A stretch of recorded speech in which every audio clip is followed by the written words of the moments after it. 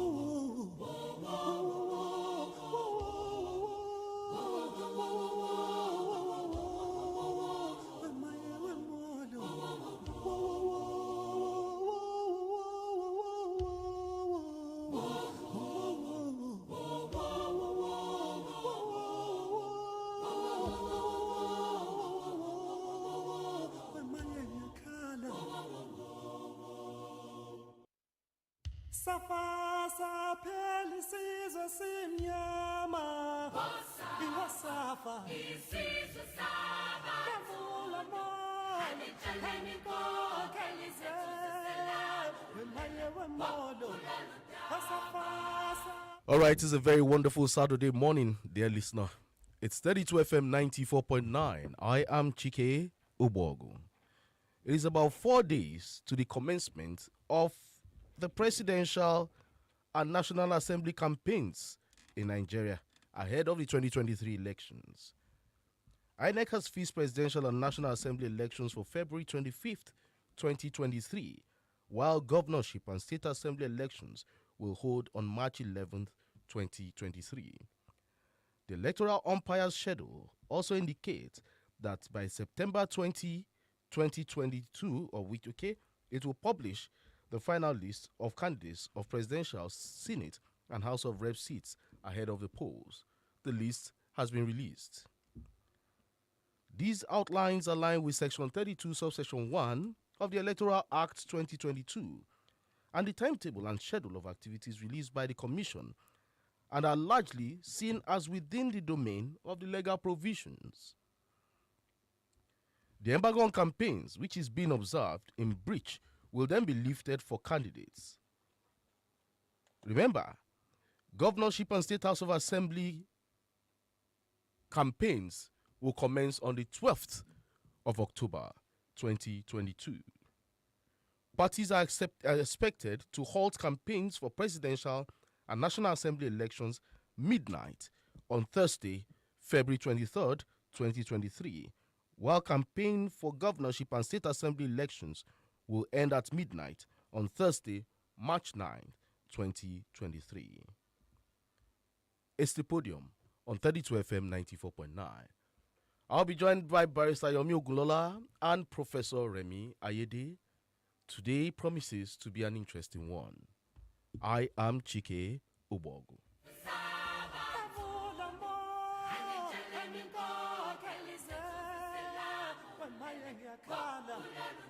Safa sapheli sizwe sinyama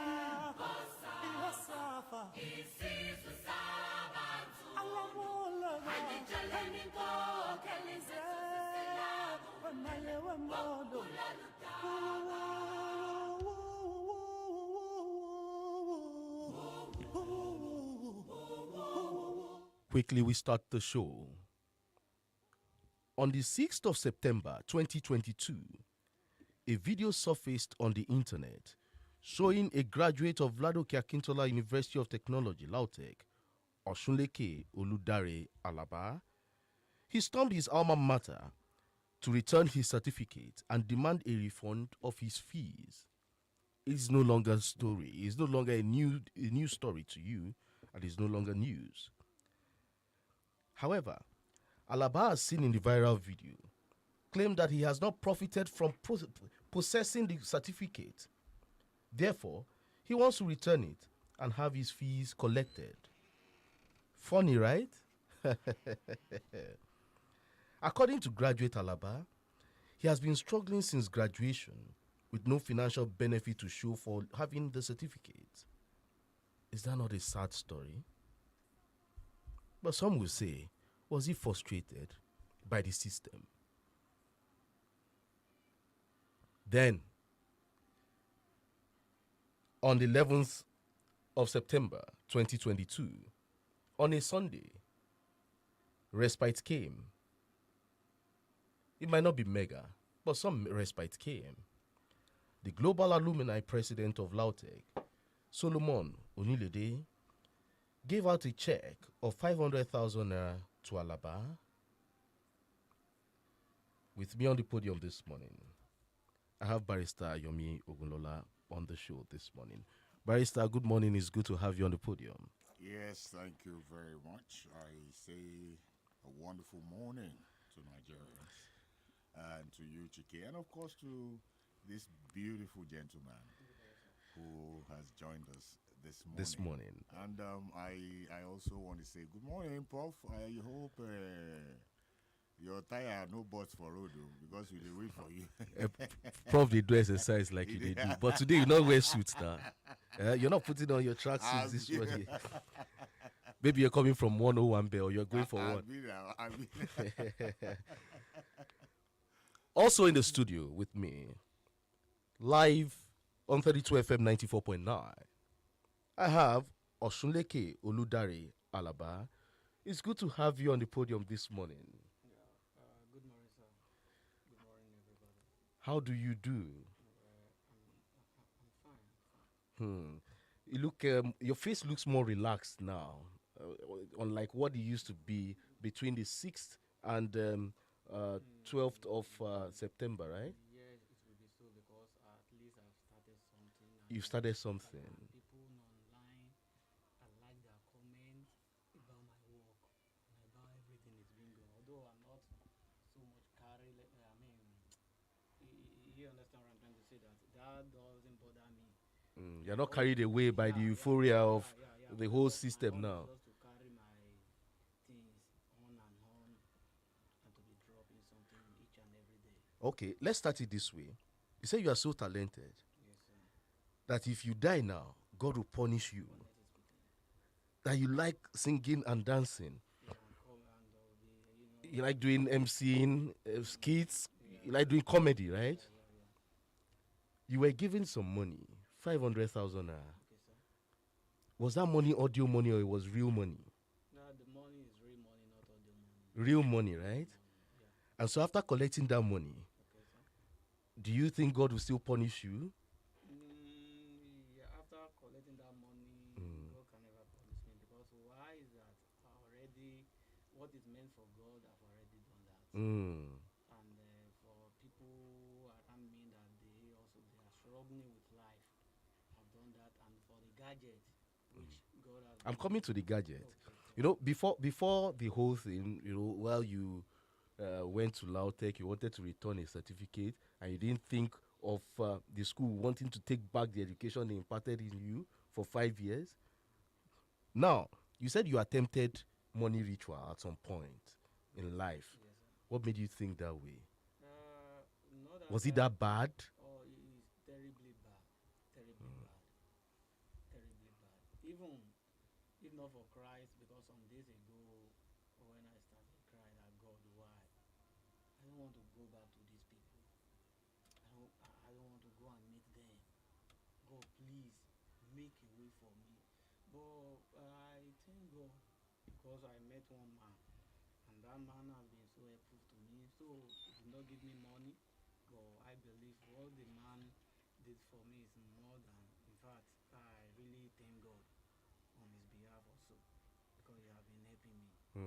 And if you check my page now, like this morning when I posted one skit there, at least this morning I've over 2,500 viewers. Wow. On your Facebook page? Yeah. What's your name on Facebook? What's your page on Facebook? Oludari Alaba is my page on Facebook. Oludari Alaba. On Instagram, Uli Akpari, Director of Ancestors. Director of the Ancestors. Woli Akpari. That's your name on Instagram. Why did you give yourself that name? Well, you see, I love that. Because during the time we were in school, my colleagues do call me director. Director. But during the time we've been mobilized to NYSC, that's where Ancestor came out. Even before anything in camp. So maybe a week later, I just held a call from our camp officer, platoon officer, that you will be the one to represent us in the MTN talent order that is coming forth. I say, wow, well, God will help me. And to God be the glory, all the MTN award there. Well, all these things are what you did in the past, right? Yeah. I'm even more particular about you being called an ancestor. We'll still come back to that one. You were given 500,000 naira. It was supposed to be some respite for you. What did you do with the money? Good. What was the first thing you did?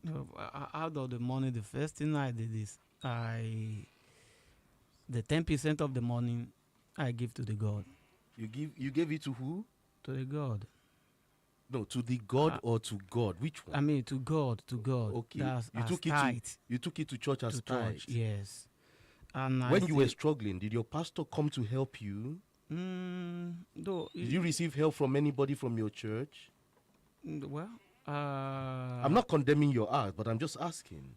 Well, you see, I cannot look at it that way, because why is that? It's God I'm dealing with, not human being. Okay, after giving your tithe, what did you do? And so your tithe was 50,000. So you dropped 50,000. Yes, and also I removed another 10% for the less privileged one, because I called our president and I called secretary. When I saw one post that somebody is in need of help, if it's just 5,000, I say, wow, 5,000 naira, no problem. So I removed 10% of the money. I gave to some people that their situation then is even worse, because I could see some of those people who I send the money to, they called me and they begin to cry that, in fact, they don't know how to survive till last week. If not that I send them the money. You understand? And I also, in fact, I'm happy to do so. Okay, I'll still come back to you. Barrister will come to you after this break. Stay tuned, dear listener. Don't go away.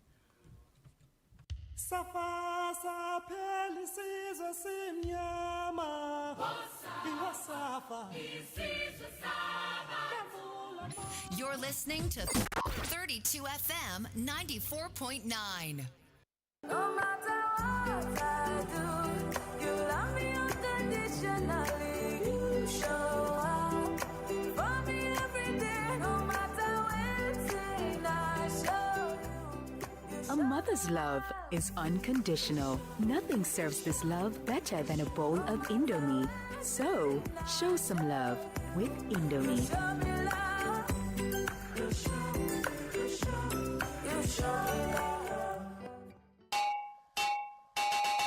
Àtọ́tú arére gbogbo jàmá dúkà àwọn talẹ̀talẹ̀ ti lùgbòrò pa kò jẹ́ àmọ́ ìyàtọ̀ láàrin èpò àtàlìkámà Greenland Estate ní ẹ máa bọ̀ Alábàtà Abẹ́òkúta Ogun State Zenith Real Estate and Properties ló gbélé kalẹ̀ gbà 150,000 naira péré ni ó yẹ ẹ̀sánwó tẹ́lẹ̀ kan kẹ́ẹ̀gba instant allocation deed of agreement àti corner piece ọ̀fẹ́lẹ́ gba gbogbo ẹ̀ kò sí wàhálà lọ́dọ̀ ìjọba tàbọ́mọ onílẹ̀. Bákan náà ni Rehoboth Park and Garden lélẹ́kuru mọ́níyà ń bàdàn náà tó ti ń ta wàràwàrà pẹ̀lú 550,000 naira per plot Achievers Estate estate nídò ológun ẹrú pẹ̀lú 400,000 per plot tó fi mọ́ Sun City estate alábàtà mọ́níyà 850 per plot Kings Park estate lálábàtà mọ́níyà 850,000 per plot. ẹ lè deposit iye tẹ́ bá ní láàrin 50 sí 200,000 lórí gbogbo ilẹ̀ Ìbàdàn kẹ́ máa san yòókù díẹ̀díẹ̀ láàrin ọdún kan. ó yẹ kàn sí wa lónìí beside Aremu Block Industry opposite IITA ọjọ́ mọ́níyà express road Ìbàdàn 0902-247-1477. ẹ ṣọ́ra fáwọn alágbèédá o. Zenith Real Estate and Properties Limited kò sí gìrì.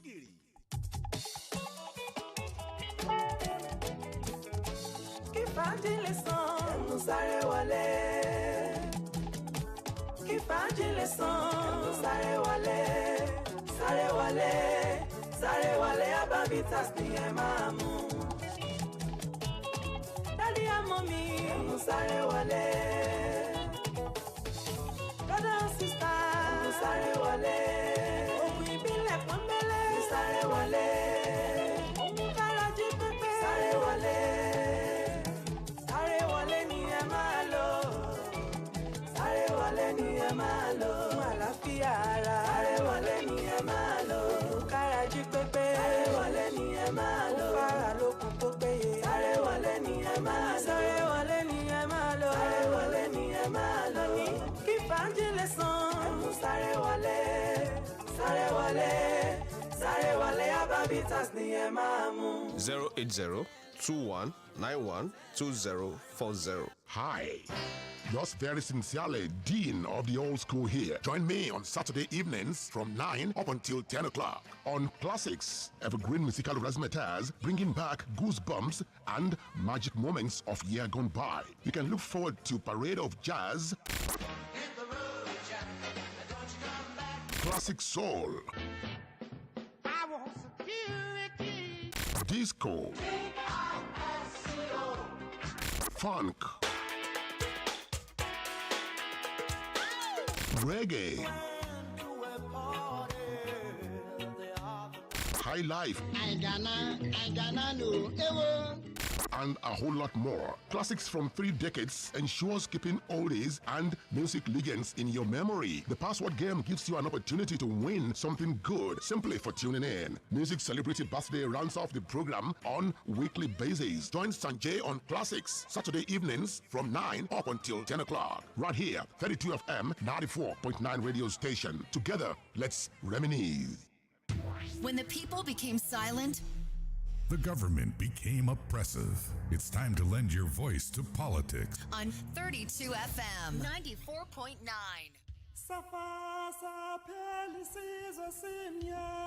All right, welcome back to the program, The Podium on 32 FM 94.9.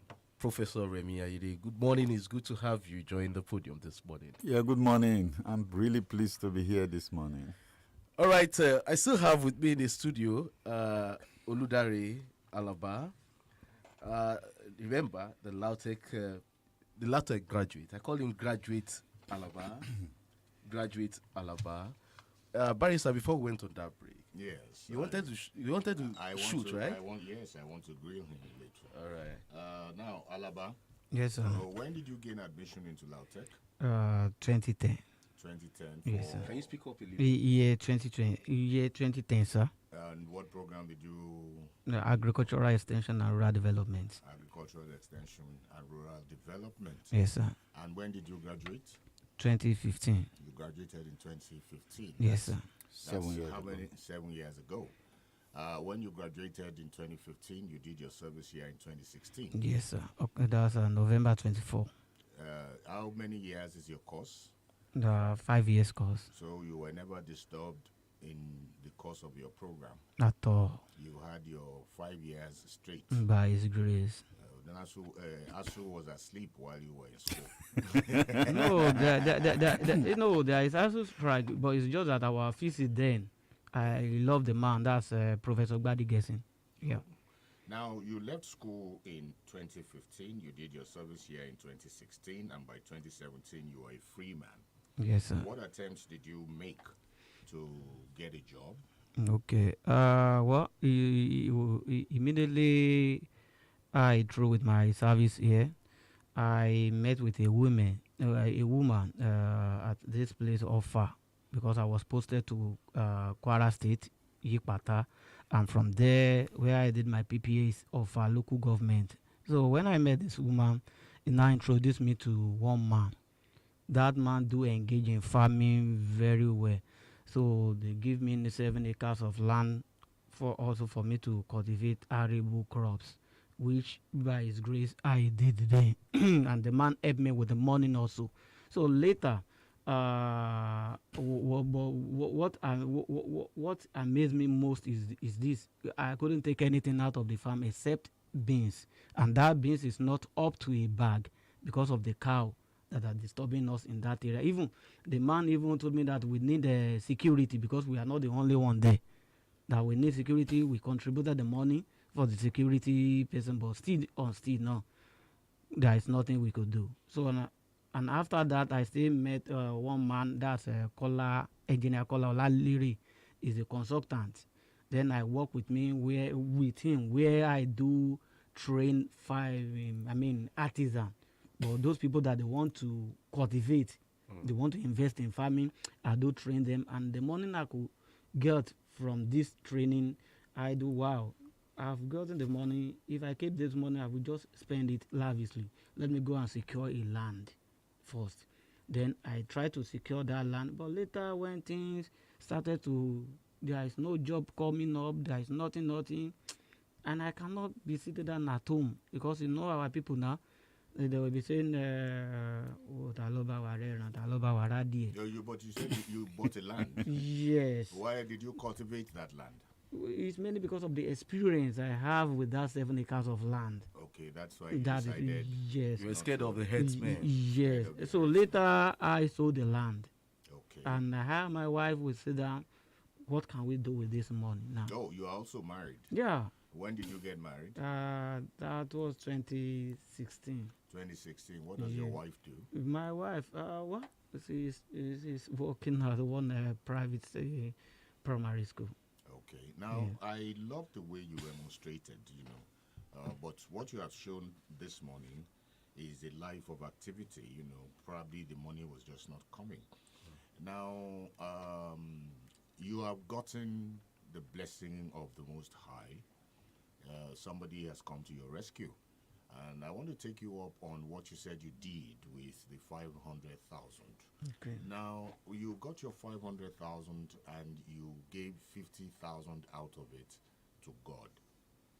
Is that... And another 50,000 to less privilege. Why did you do that? Because in my understanding, the money you are expected to give to God is what you have earned. Okay. 10% of what you have earned. I would have expected, that the 500,000 you collected was money that you, rightly should still account for, probably in terms of investing the money, and then when you now have value added, you can take 10% of the value that was added and pay to God.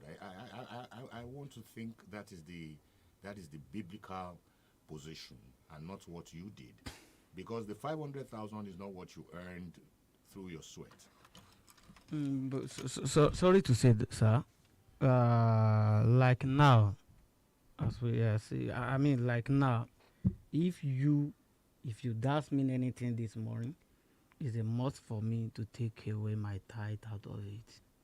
Is that the biblical injunction? Well, that's or the way you understand it. That's the way I understand it, and not ordinarily the way I understand it. That's the way God do deal with me, because after though there is no money coming forth again, you get. You see, but let me tell you this. Okay, sir. You see, because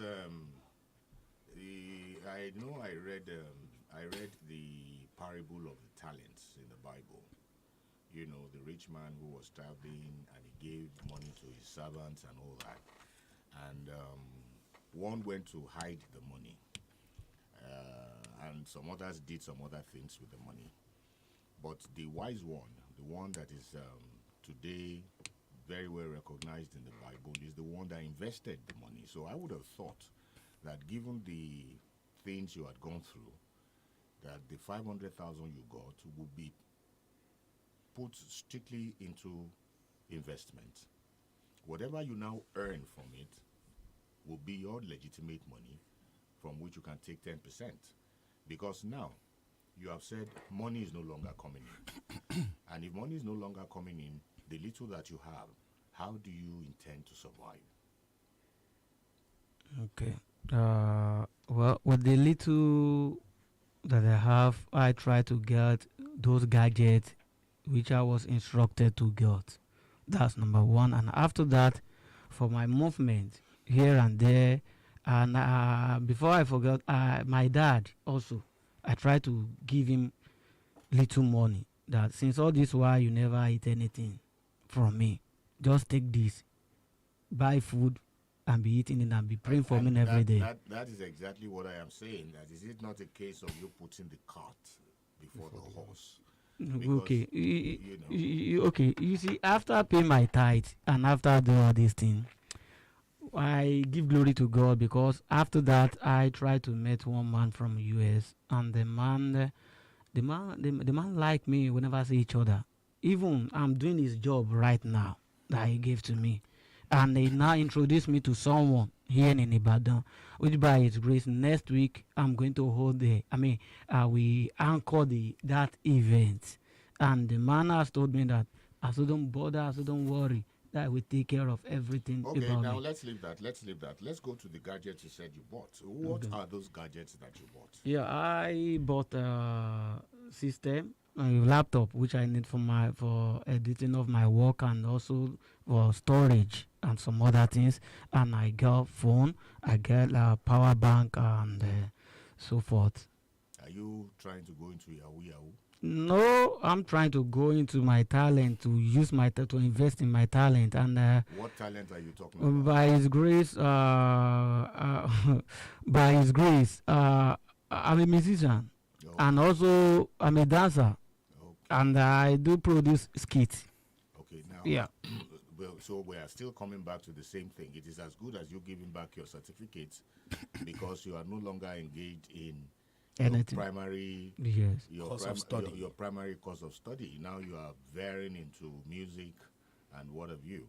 So it is just as good as what you threatened to do, earlier, that you were giving back the certificates because you are no longer involved in the agricultural sector.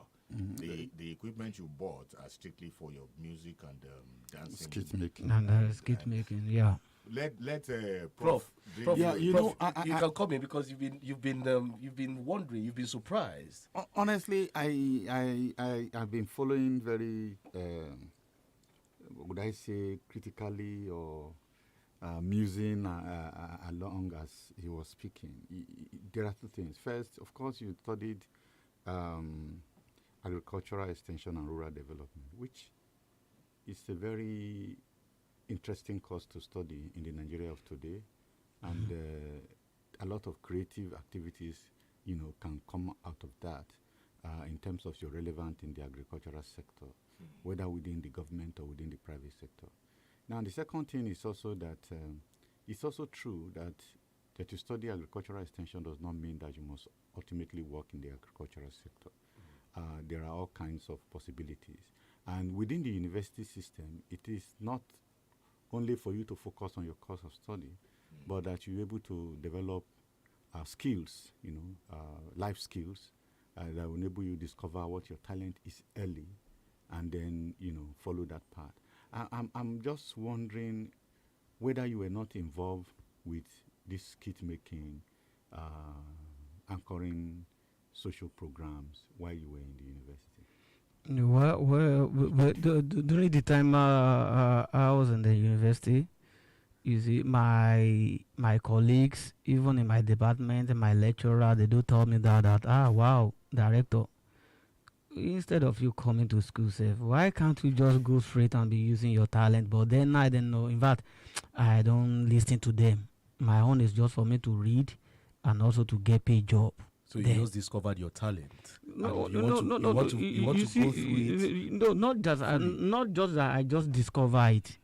During the time we were in the NYSC camp, I just used to do freestyle anytime, any moment, and that is where our platoon officer. That is why that is where they saw me that, wow, this guy, okay, you will be the one to represent this platoon on our MTN talent hunt. Oludare Alaba, I see that your sights are set towards music entertainment, right? Yeah. Okay, let me throw you this bombshell. I listened to you speak some days ago, and then it would surprise you, Prof. and Barrister, that after Dare got his money, Gary was duped. Oh. He was duped. He paid some money. I think you paid 12,000 first. Yeah. Even some company itself, they even hold me down as if they kidnap me, that I won't step out until I pay money. In this Ibadan. For what? For what? I'm telling you, mainly because you see, if I could get a paid job, if I get a paid job now, it will be helping me. Here you get, sir. It will be helping me. How were you duped? Let's get it straight. Okay. Wow. On Monday night, someone sent me a message from BBC Yoruba that they screenshot the message where the people comment that this person is looking for me, as to try and get the person. And immediately I called the person, and the person we spoke together. I said, wow, sorry, don't worry, your sufferness is over. Don't worry, just don't worry. Call your dad, everything is over. Then I will give you. Don't worry, tomorrow I'm going to. I'm in Abuja right now, but I will try to pick a civil defense form for you, which don't you like? I said, wow. In fact, me, I was so much more happy. Sure you get. So on the following morning, I sent every necessary thing he required from me to send. So later he now asked me that because of your age, you will need to pay certain amount of money. And you fell for that. And I pay. How much did you pay first? First, I paid 9,300 naira out of 12,000 naira that remain with me. The remaining 12,000 naira from the 500,000, right? No. Okay. Because what I used to do is this. For my journey, you see, as they called me here this morning now, I cannot be asking for money. No. Even if anybody called me for anything that we want to discuss business with you, I can't be asking for transport. No. I side one money, that this money I will be using it to take care of my movement up and down. So but the remaining one. That time you had 12,000 naira. Yes. And so out of 12,000 naira, you sent 9,300. Yes. Okay. And you sent it to a bank account, right? I have a name. I have all the details with me here. So everything is with me. So how come you fell for it the second time? So how much did you pay the second time? No, the second time I was told to pay 13,500 naira. For what? For they said, let me even check for camp or something. Let me ask you: are you not streetwise? No, you see, not that I'm not streetwise. Yes. But at times, when I look at that, there is no much opportunity coming. Nobody is calling me, even for job, for anything. Wow. And this man called me now. You should know that scammers are bound, and you should know by now, having gone through the four walls of the university, you have been on the field, you have had several experiences. Even, sorry to say, sir, apart from that man, several people have called me, even since yesterday night. If you don't take time, they will collect the whole 500,000. There is no money for them to collect again, sir. There is no money on ground again, sir.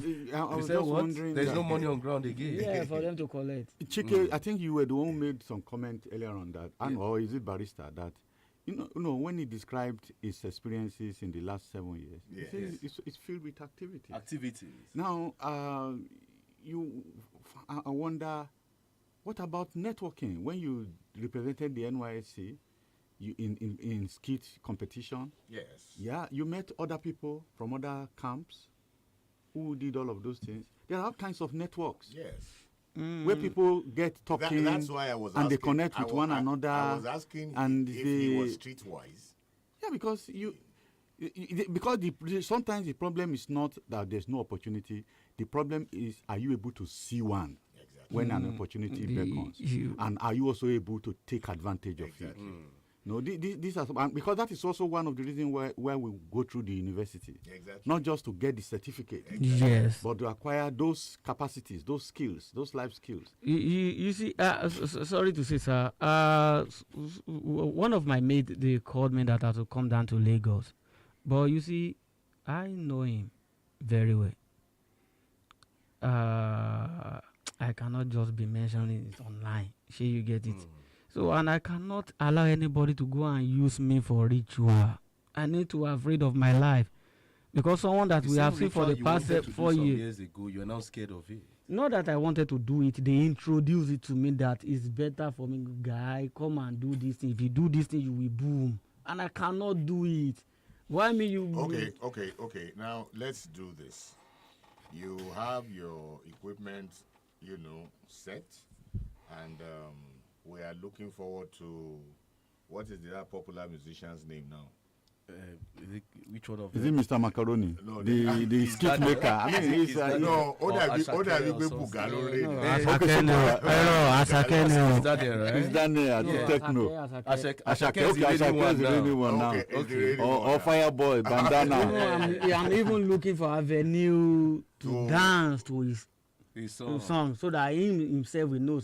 Wow. Okay, are you specializing in dancing or singing? No, everything. God give everything to me. Let's give you an opportunity. Let's hear one of your songs. Yeah, just give us a try. So that we can assess you here. And whether you should go ahead. And with the equipment he has now, we expect a lot of things either in TikTok or in Instagram or YouTube.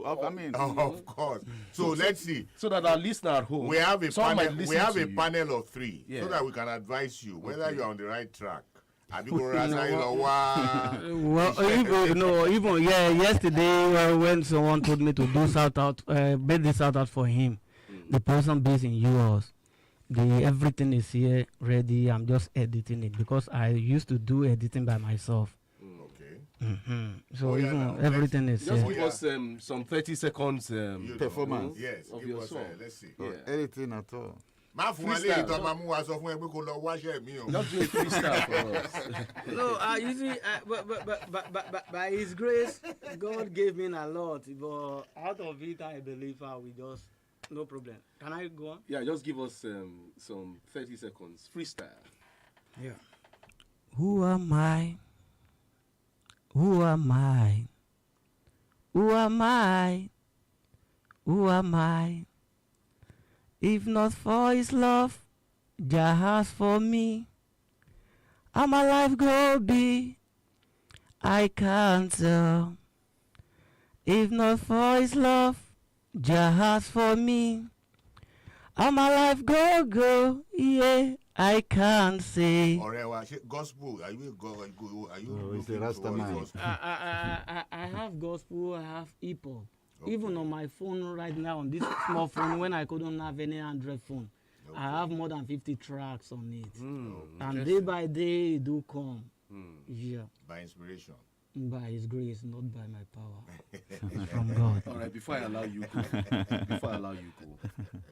you could still explore agricultural extension and rural development, right? You could still explore it, right? Can I still yes, into it? Yeah. Well, I have it in mind, but not now, sir, because of the experience I have in the past. You know, in Oyo State, we have 7 farm settlements. Okay. So you can always have opportunity to walk into any one of them. And cow, all these things. Yeah, they have everything there. I mean, not that the cow is disturbing them. No, you are scared of the... honestly speaking, I know what I'm saying. Well, we have 7 farm settlements in Oyo State, and I can give you a list of some of them so that you can even find out yourself. There's Akufo there at after Ologoeru there, Akufo Farm Settlement. They call that place the camp. I think he has to decide what he wants to do. I think the way to go for him, if he is still interested, in this agric sector, you are now a superstar by the special grace of God. You have brought yourself to that level. You can seek audience with the commissioner for agric, in Oyo State. I know that the government we have now has a listening ear. Yes. If you introduce yourself and show them your capacity, capability, you know, that something good may come. Help might just come your way. Yes. You know. In an age of multitasking, Yeah, in an you can age of do a variety of multitasking, things. Even some of these musicians also have their farms too. Exactly. Absolutely. And they are doing well. Exactly. So why don't you give that a thought, you know? You can also think about that too. If you want Chike to give you a cover note. And you can also do all of these things you have and put them on Instagram and YouTube. Exactly. Once again, what it's are your handles? It's already Maybe there. Don Jazzy will be interested in one of Maybe. your What's your songs. Instagram handle? At Woli Akpari. Nobody, I can't hear you. Woli Akpari. At Woli Akpari. And also director of Ancestors. Director of Ancestors. Well, Bolo she did director of Ancestors. Our director of Ancestors. How do you direct the activities of the ancestors? What is that? The ancestors are on the other side. So how do you direct the activities on the other side? All right, it was nice having you on the podium this morning. I have here, that's I call him the graduate, Lautech graduate, what do you call it now? Graduate director. Okay, graduate Alaba. Thank you for featuring on the podium this morning. Oshunleke Oludare Alaba. I wish you what you wish yourself, and I hope I'll follow you on Instagram and even on Facebook. I saw you my Facebook. Yeah, on Facebook. The skit you did this morning. Yesterday night. Yesterday night. I have over 3,500 viewers now. What's the page on Facebook again? Oludare Alaba. Oludare Alaba. Anyway, Oludare Alaba. Gold and silver have I not, but what I have, I give to you in the mighty name of God. I say, go out into the world and prosper. Never look down on yourself. Amen. All right? See yourself as a part and parcel of the success story of Nigeria. Amen. All right? So just go there. There are possibilities. Go and explore them. Ask Prof. He will tell you what it takes, you know. All that you are getting now are experiences that if you properly harness them, you will come out tops. You have several opportunities. The most important one that you have done, you have scaled your should I say primary assignment of getting yourself educated from one of the best institutions in the country. And luckily for you two, while you were doing your program, Asu was asleep, so you didn't have to spend extra. All right. So we wish you all the best. Yeah. Thank you for featuring. I hope to have you some other time. Then you would have blown. I hope when I call you, then you answer me. Pick the phone. You will not booga for me. No. All right. Thank you for featuring. It's still the Podium on 32 FM 94.9. We'll go on a break now. Now, when we come back, we'll look at the issues within the PDP. Stay tuned. Don't go away.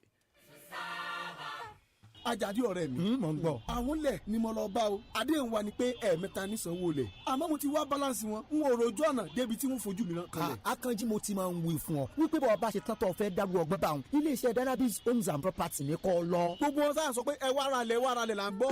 bẹ́ẹ̀ bábá wa dòwò pọ̀ kò sí OGBOGU lórí ọ̀rọ̀ tiwa àtúntìwá jẹ́ state tuntun wọn ṣàrà Choice Court and Garden lápẹ́ kò jìnnà rárá sí kọ́ládà yìí sí yunifásitì bẹ́ẹ̀ ló tún dojú kọ Bethel American International School ìròkò fìdítì lójú ọ̀nà Ìbàdàn sílùú Ọ̀yọ́ 550,000 naira là ń ta plọ̀tì Favour Estate tiwa náà tó ń bẹ ní Mòwe 1.2 million naira ní plọ̀tì kan Victory Estate phase 1 tó ń bẹ ní Alábàtà Mọ́níyà Ìbàdàn 800,000 naira ní plọ̀tì kan Victory Estate phase 2 850,000 naira ní plọ̀tì kan o Treasure Estate tó ń bẹ ní Ìdó 650,000 naira ní plọ̀tì kan pẹ̀lú àǹfààní àti san díẹ̀ a wà ní Prime Time Plaza Ọba Alẹ́ṣinlọ́yẹ̀ phase 2 lẹ́gbẹ̀ẹ́ Bìdín petrol station Alẹ́ṣinlọ́yẹ̀ Ìbàdàn 0904-779-7352 0818-841-8137. nǹkan ìkọ̀kọ̀. adájọ́ mọ̀ ṣẹ́ òkùnkùn ó dákun màmá lọ́ọ́ ṣùgbọ́n lọ́rọ́.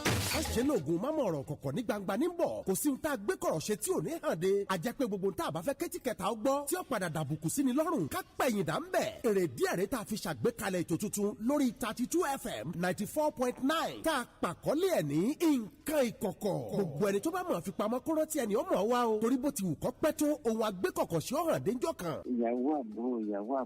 ìyàwó àbúrò yín ẹ bá lájọṣepọ̀ ó ti tọ́dún mélòó báyìí. ọ̀rọ̀ àṣírí nǹkan kọ̀kọ̀ tẹ́ ẹ̀ fẹ́ káyé ó gbọ́ ìṣẹ̀lẹ̀ àgbọ́ṣe gbogbo alẹ́ sátidé láago 10 àbọ̀ sáago 12 òru lẹ́ẹ̀máa fetí gbọ́ gbogbo ẹ̀ pẹ̀lú ọmọ yẹn olólùfẹ́ yín láyé àṣàmú ọmọ akíbọ́lá àjẹpẹ́ gbogbo ẹni tó ní nǹkan àtùfù tó ti rún mọ́ra bíi sóònù ẹ̀kú tí ń bẹ̀rù pé báyé bá gbọ́ kí la yóò wù yí orí nǹkan ìkọ̀kọ̀ ni ẹ máa gbé bọ̀ ẹ máa pè láì dákọ yín ọ̀pọ̀ yóò sì máa kọ́gbọ́n ń bẹ̀ ara tí yín náà ó sì yá gágá alẹ́ sátidé yìí nǹkan kọ̀kọ̀ gorí àtẹ́gùn ẹ̀yin ni kẹ́ ẹ tẹ́tí lẹ́kọ̀ọ́. ìyá làbákẹ́ bó o tiẹ̀ lẹ̀rẹ̀ ìbánisọ̀rọ̀ tí wọ́n fi ránṣẹ́ sí ọ látòkè òkun tó nílò àtúnṣe ráńpẹ́ ǹjọ́ ti ṣe. àfi sùúrù orí bórí ìyé lọ́rọ̀ àwọn tó fóònù ṣe ọ̀hún ṣe ni wọ́n tún bá mi bá yé rẹ̀ jẹ́ mo ti ẹ̀rọ ojú tú ẹ o jẹ́.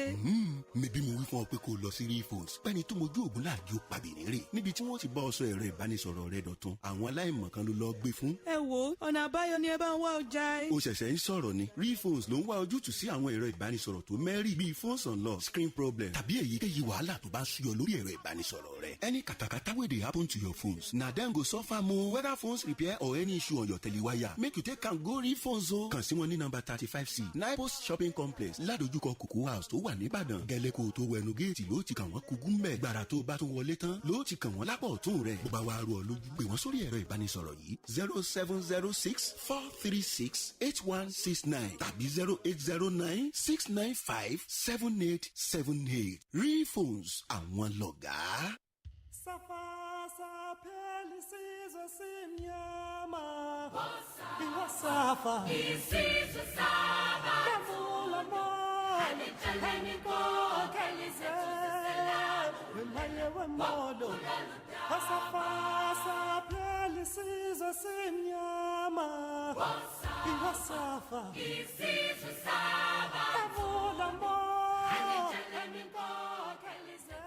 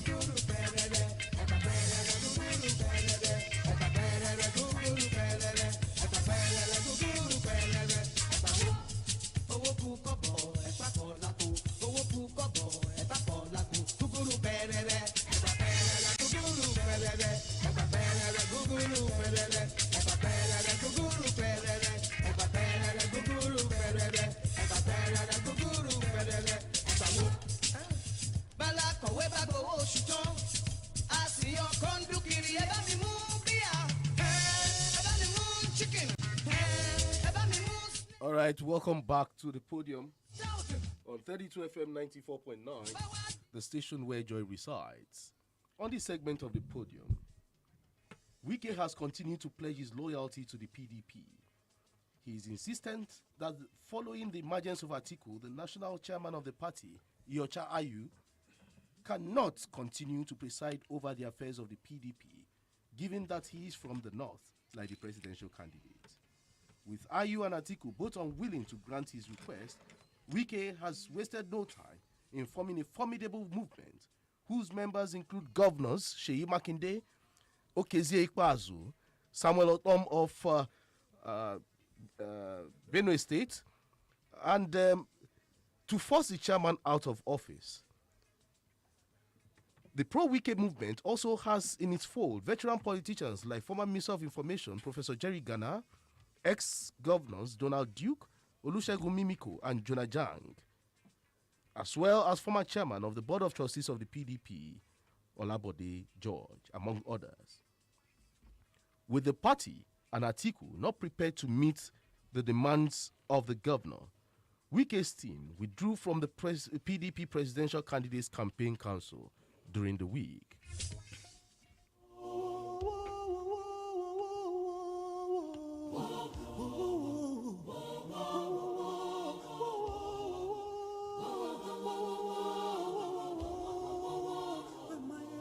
Publish Presidential Campaign Council list translates to putting the cart before the horse. The pertinent issue before the party remains the resolution of the IU leadership debacle, which is a departure from the spirit and letter of our Constitution, which undermines the unity of our great party. It was therefore resolved that Senator Yocha Ayu resigns as the national chairman of the party for an acting chairman of Southern Nigerian extraction to emerge and lead the party on the national campaign.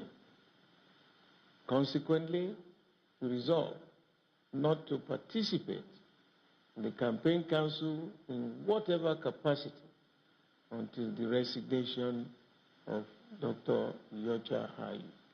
We formed this party on the principle of justice, fair play, and equity. It is true that everything is being done for us to have internal democracy in the party. But for the national chairman, Senator Yocha Ayu, to go and embrace Tambuwal, calling him the hero of the convention, which means there was a private arrangement that was done with Tambuwal to shortchange other contestants, including Governor Wike. And here was a referee who now helped one of the sides to score a goal and then blew the whistle that a goal has been scored. This is not what we formed the PDP to do for Nigerians. And therefore, we unequivocally ask that Ayu has to step down. I mentioned at the Southwest Consultative meeting, and that is exactly where we are. We hope that the powers that be will listen to the voice of reason and do the needful. The PDP ruled Nigeria before for 16 years of excellence. We are desirous that such kind of excellent governance comes back to this country. But that cannot be achieved unless we have a proper structure of the party as designed by the founding fathers. If we want to restructure Nigeria, we should have the courage to restructure our party. All right, you listen to the PDP stakeholders there, the pro-Wike camp. The crisis in the party, however, took another dimension, with the presidential candidate, Alhaji Atiku Abubakar, telling the Rivers State Governor, Nyesom Wike's camp, that he cannot force Senator Yocha Ayu to resign as national chairman. Atiku, who spoke in response to the withdrawal of the Wike camp from the PDP Presidential Campaign Council over Ayu's retention, urged them to reconsider their stand. Publish Presidential Campaign Council list translates to putting the cart before the horse. The pertinent issue before the party remains the resolution. No problem from wherever any member of the party comes from, but it must be done in accordance with our Constitution, our regulations, and our practices. Listen to Atiku Abubakar there. Meanwhile, the governor of Rivers State says the current happenings in the People's Democratic Party will not make him leave the party. He said this on Thursday during a meeting with PDP stakeholders in Rivers State. We will do the fight in the party there. And we're not like them. When in 2014, they walked out from Eagle Square. They forgot. They walked out and joined APC. Is that correct? Did they remain to fight inside the party? But we will remain. Now that they fight in the party, we will not run. We will fight it in this party. Those who run away from fight are weak people. And we will not. Wike says he goes nowhere. Professor Remi Ayede. Yeah, the war is beginning to get. I think he really has nowhere else to go. He's invested so much in the party, and he carried the party on his shoulders for many years. If anybody has an entitlement to claim ownership of the party, I think Wike has that right, and that is why it is really, really wise for him to say he's going to sit in the party and fight it out. And it's important that he does so, because the crisis in the party today is also part of the origin of that crisis. And some supporters of Atiku are beginning to squeak. Well, when you say he was also a part of the problem of the party, how do you mean? Well, the inability of the party to follow the elite political settlement and the constitution of the party ab initio was also part of Wike was part of that arrangement. What they did, instead of recognizing the zoning process, which they began with the election of the party officers, we saw the emergence of IU. Was that thinking it was going to go southeast? Yeah, was that the rotation principle will hold. You already have the chairman from the north. The idea is that the presidential candidate will come from the south. Now, but when it was to come to the south, Atiku insisted that it has to be microzone to the southeast for him not to contest. But Wike was part of those who said that it should be thrown open. The argument was that it's not just about the south, about the southeast. It's really that the party must choose a candidate that will enable them win the election. So winning the election was more superior than equity and justice. You understand? Yeah. So, and that's how they came about throwing the card open. Of course, as at that time, he has a war chest. He has carried the party on his shoulder. He was very influential with it. So he was confident that it was his turn. But unfortunately, things did not go in his favor during the primaries, and that's the battle he's fighting now.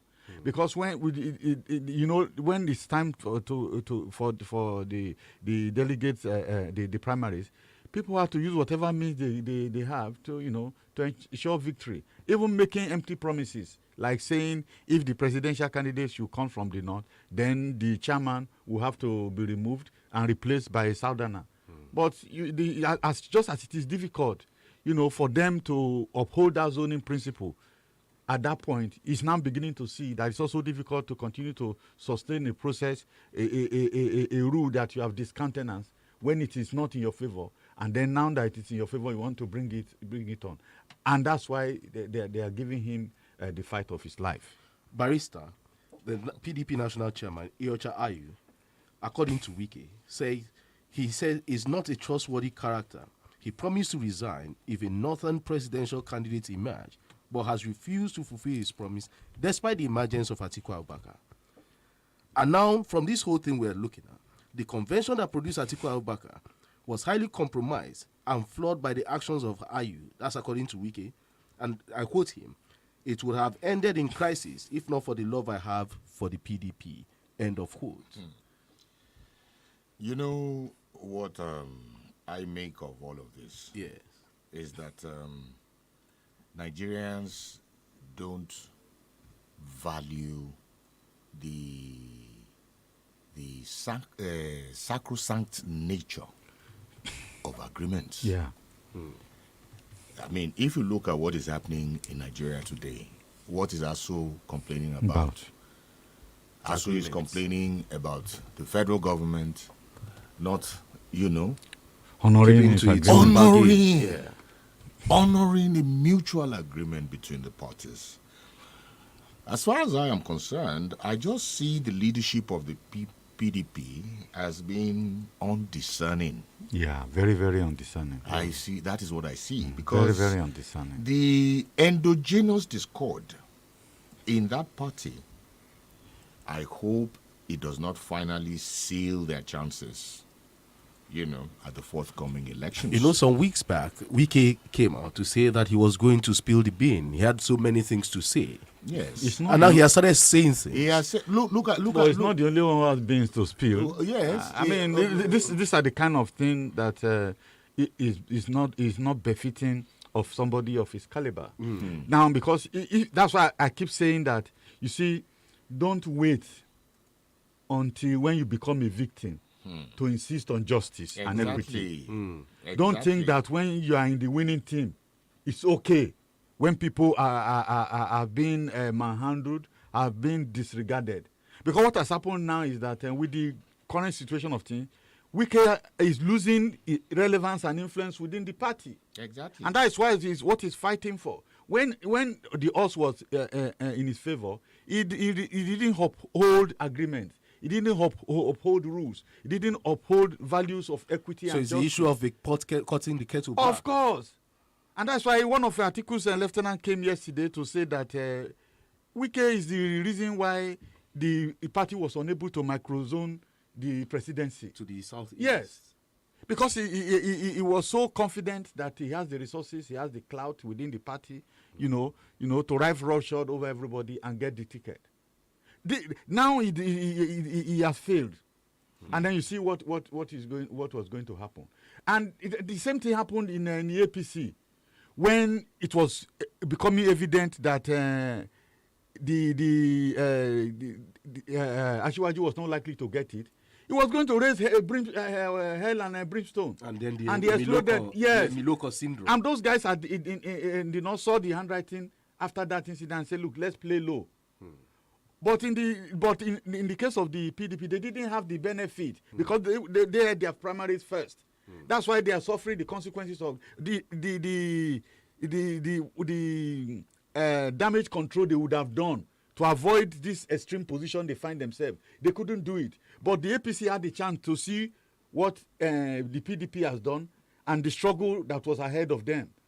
So that's why they took caution. So you can see once you discard rules, especially when you think you are strong and you are able to ride roughshod over everybody, it comes back haunting you. That's why we say what goes around comes around. So he will have to continue to fight. I hope that at some point, as Barrister has said, they reach a settlement quickly. Otherwise, that party will go nowhere in this in the presidential election. Well, with Wike's recent statements, I don't think a settlement is in sight, because yesterday, during a press briefing, which he promised to hold, Wike faulted Ayu's posture as a man of integrity, and he described the former senator as a very corrupt being.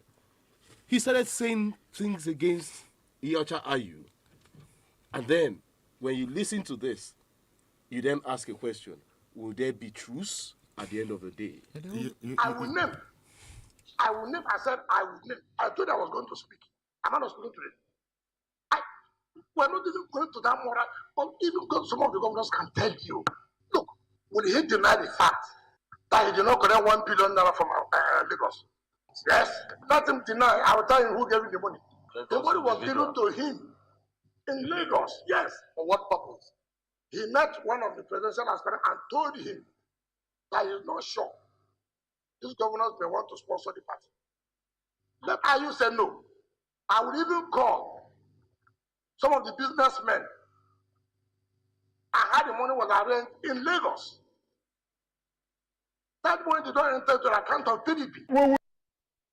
All right, yes, on Wiki there. You say he's ranting, right? He's vaunting.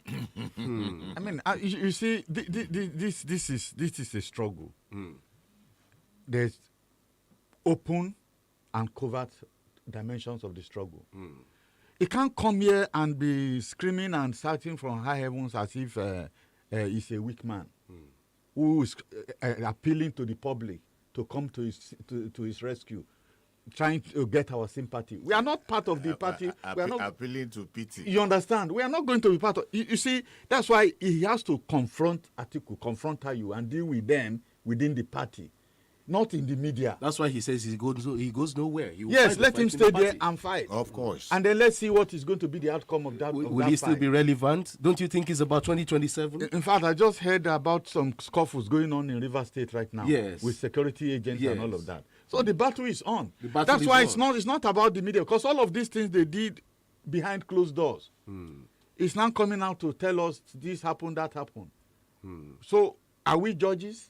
Where is the evidence that we are going to be looking for? So if he says that somebody gave 1 billion and then there are businessmen, we will get the businessmen to come and talk to us. Are we going to decide on those cases? I think it's high time they talk to each other about what they want to do with their party and leave us out of it. Well, it is obvious, Because what about the role of the citizens in all of this? Exactly. Well, what about our interest? It's about them. This is what we have been telling. That's what we are saying. This is what we're telling Nigerians, that majority of these people who find themselves in the corridors of power are actually there for their selfish interests and not the interests of the people.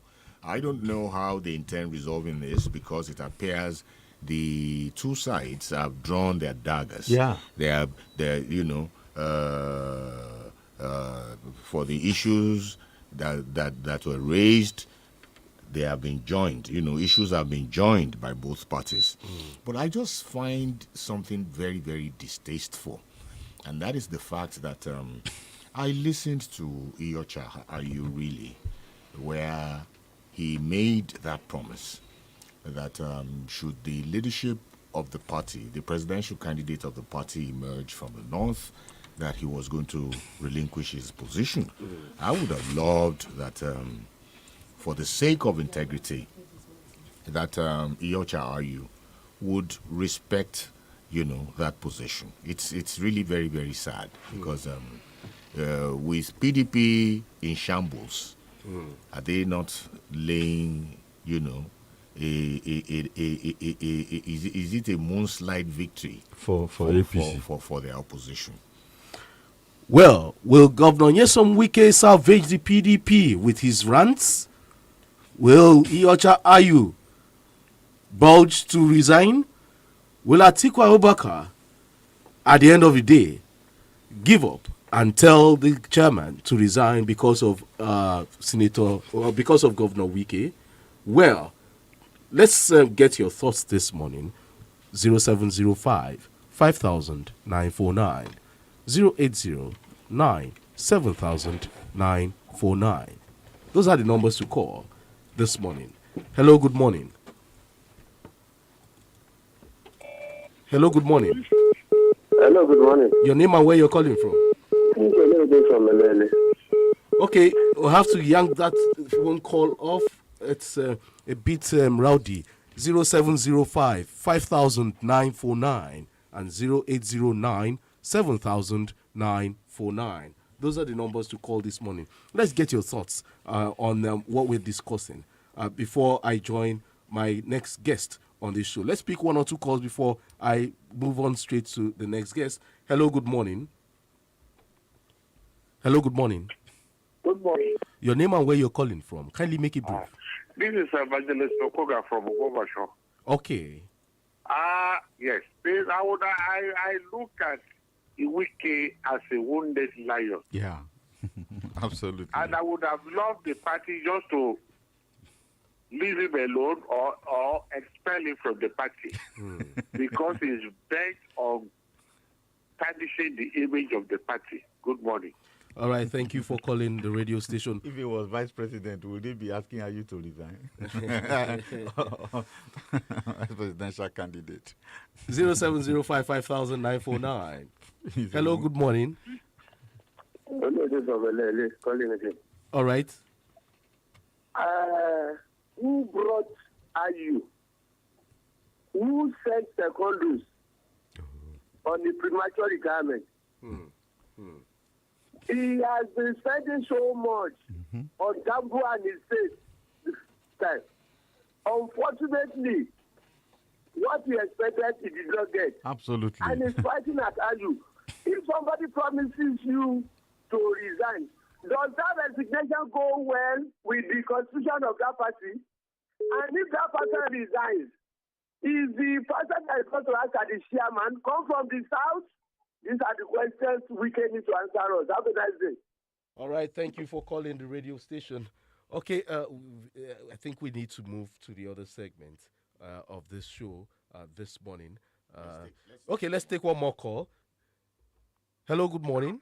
Hello, Chike, good morning. Your name and where you're calling Good morning. I'm Barista. Good morning. This is okay. All right. Actually, I think what is coming back is the cock has actually come to roost concerning Wiki and what he's up to now. And just like one of the callers said, I also would have urged them to dare him and throw him out of the party. Yes, he has expended because of selfish reasons, and those things are not working again. So now he's calm. He wants to rock the boat. I will urge them. Either they ask him to kindly excuse them or they openly do it. Good morning. All right, good morning. Okay, thank you for calling. All right, we move to the other segment of this program. And then we'll be joined now by a poet. And he's actually an interesting person. Dejige is a writer, a poet, a spoken word artist, and a communication expert. He has carved a niche for himself in the sphere of ideological writing and is renowned for his ability to fuse indigenous language into his works. Deji is also a member of the Abuja Literary Society. This morning on the podium, we'll be looking at national issues and we'll be looking at what we expect as campaigns will start. What are those languages we should expect from our politicians? What are the nitty-gritty of the campaigns? What are their manifestos? Is it people-based or is it for selfish interests, as we've been discussing earlier on the show this morning? All right, we'll be joined by Deji Ige. I hope Deji is with us now. Deji, good morning. It's good to have you on the podium. Okay, we'll have to wait to establish contact with Deji this morning. We'll go on this break, and when we come back, we'll be speaking with Deji Ige on the podium. Okay, Deji is with us this morning. All right, Deji, good morning. It's good to have you on the podium this morning. Yeah, hi, Chike. Good morning. It's good to be on the podium. Thank you for having me. You're on the podium, but you're seated. I mean, it's figurative, you know. Yeah. And how is Abuja this morning? Yeah, Abuja is even-tempered. Abuja is easy breezy. Still the capital city. Yeah. All right, Deji, before we delve into issues, really, let's look at this. I have with me in the studio here, to my right, I have Professor Remi Ayede here, and to my left, Barrister Yomi Ogunlola, who will be discussing this issue of the Nigerian state, and then we'll be looking at what to expect during the campaigns. And then you would also give us a poem about the Nigerian state. Maybe this morning you title your poem Nigeria on the Podium, right? Who knows? It comes with inspiration, right? I guess. Okay. It's let's look at this now. There are questions that beg for answers. You ask a question of what use is a struggle for peace and love in the absence of truth and justice? How possible can security and happiness be guaranteed in the midst of wide inequality and the absence of the rule of law? What is the use of democracy if the rights of citizens are trampled upon with insolences? Why do leaders bother to pledge on oaths framed with a religious "so help me God" if the intentions are neither to serve our fatherland with love, strength, and faith, nor ensure a nation bound in freedom? Why bother sign an FOI bill if the freedom of expression and association cannot be guaranteed to facilitate the flow of information, transparency, and accountability? Of what use is a clamorous declaration of economic growth and rebased GDP when the plates of the average Nigerian is running out of meal? What is the essence of celebrating a single-digit inflation rate when high prices crowd the Nigerian market, as lower denominations such as the 5 naira note, the 10 naira note, the 20 naira note, and even the 50 naira note is running out of circulation? Even the 200 naira, the 500 naira, and even the 1,000 naira notes that we have are losing their money feature of general acceptability. As a common taxi man or a market woman, the greeting has become, "You get change?" And our popular response now is, "I don't get change, you." We keep asking questions. I have a whole lot of questions here to ask. And then I want to ask you, Deji, how did we get to this level in Nigerian state? How do we get out of the quagmire? Thank you, Chike. The challenges are quite obvious. I don't need to start explaining the challenges in the present day. Nobody needs to start explaining. We feel it, we see it, we live it. So, for that reason, I will go straight here. First and foremost, insincerity of purpose. What do I mean by this? When people aspire to leadership, there should be a cardinal purpose, which is I lead right. This is sincerity of purpose. I want to make things better.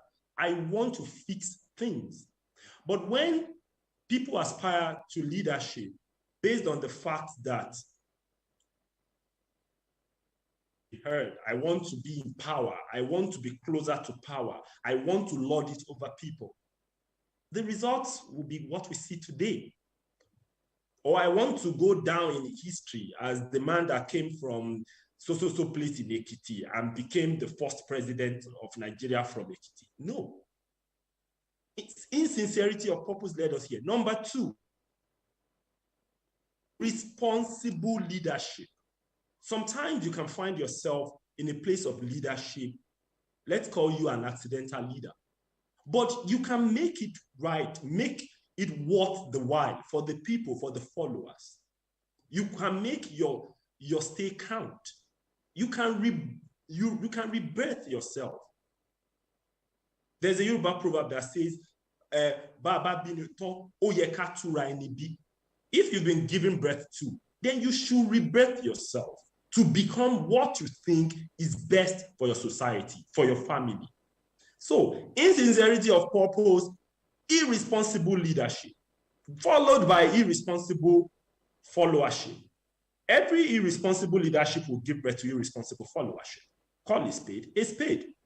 We see politicians today who are grossly irresponsible, whose watchword is impunity. We see followers behind them. The followers are even larger in crowd than the followers behind the responsible leaders. Does that not beg for an answer? So this is how we found ourselves here. Now, going forward, if we can have sincerity of purpose among those who aspire to leadership, responsible leadership, among those who find themselves in place of leadership, maybe let us call them accidental leaders. Then third, responsible followership. Then I think Nigeria will get it right. Basically, what we're looking at is a problem of leadership and also a problem of followership. Yes, absolutely. All right, both ways. Okay, now we're going into the election year. By Wednesday, 12 midnight on Wednesday, campaigns will start. What kind of campaigns should we envisage this time around? Are we looking at campaigns of calumny, or are we looking at issue-based campaigns? What body language or what communicative language do you think our politicians should use at this time? Nigeria seems to be on a fragile state right now. Thank you, Chike. First and foremost, you have answered the question. Issue-based campaign. I do not want to hear now Christians have not been given the opportunity, or Muslims have not been given the opportunities, or the traditionalists have never been president in Nigeria. This is an erroneous ideology. We should have issue-based campaigns. We should have campaigns away from the fault lines in this country, away from the barriers that have kept us stagnated for so long. What are these fault lines? Religion, ethnicity, tribalism, political affiliation. That's another. It's subtle, but it's pronounced. Other things, where I come from, where you come from, who you, all those things, we need to abandon those things and face the issues. I want to be president of this country because I think I have what it takes. First, to fix education. And this is how I want to fix education. 1, 2, 3, 4. This will lead you into your manifesto. I think I can fix health. This is the plan I have for health. 1, 2, 3, 4. I can fix insecurity. These are my plans to secure Nigeria. This is what they call issue-based campaign. Not now is the turn of Ijebu people, or is the turn of Angas or Birom. No. And this will, if we continue to tow this path, this will get retarded for the longest time. Now, already, remember, politicians are schemers. You can't take it away from them. Most of them are philanderers. Politicians will philander any day, anytime. But the followers, those who vote, are the ones that should be alert. Why am I saying this? When a politician comes to you, or whoever is aspiring to become whatever, a governor, a senator, a rep member, a president, when they come to you in the name of tribe, in the name of religion, in the name of the societal, political affiliation, then these are red flags. Let them come to you in the name of Nigeria, in the name of one identity. I look forward to a Nigeria void of boundary, bigotry, tribal rivalry, a nation where the knot of brotherhood is firmly tied across land and sea through what? Unity of purpose. Of a people, mark my word, one people who see through clear waters of one identity. The politicians to start to speak a language of oneness, which means when you climb the podium, I do not expect you to say, now, in Southwest, in Southeast, from North, no. In Nigeria is what I want to hear. And that's how you can minister to the mind of someone like me. People have started peddling the regular things. What we see in Nigeria are usurpers. We see demagogues who play on the emotions of the people. We see demigods in the name of political leaders. They become demigods. No, we want to see people-oriented leaders. People-oriented, who are for the people, and not the demagogues. The demagogues act like they are for the people. But in truth, when they get to power, you see they are not for the people. We see examples. I don't want to mention names. They are labor leaders. The moment they get to power, labor is out of the book. Are you talking about the former labor leader who became governor of Edo State? I insist on not mentioning names. They are activists. When they get to power, they are now the ones fighting the law. Meanwhile, they are lawyers who were activists before they became what they became. Now they are tampering with the law just to suit their purpose. I do not want to see this kind of people. All right, Deji, yes, Deji, can you hold it there? We want to go on a break, and when we come back, we'll continue this discussion. We'll look at some of these candidates. Let's see what we expect from these people, especially from the major political parties out of the 18 parties. Stay tuned, don't go away.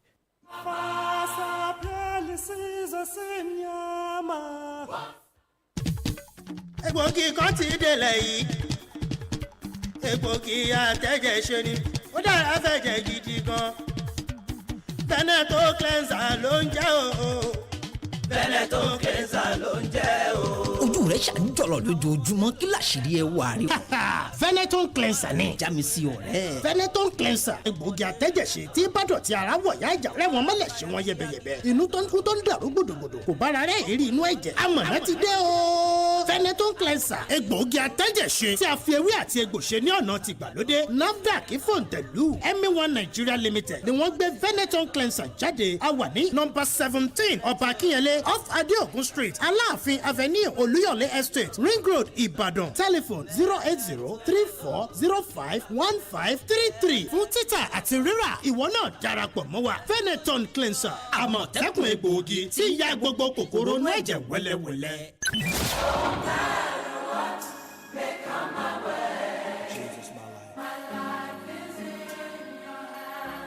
Oh, give thanks unto the Lord, for he has done great things, as we have overcome by the blood of the Lamb and by the words of our testimony. Join the Gospel Music Request Show as we testify and praise God in beautiful songs every Sunday from 12 noon to 1 p.m. on your Laughter Station, 32 FM 94.9. Don't miss it. The Gospel Music Request Show with Denike and Ife. No matter what may come my way. No matter what may come my way. My life is in your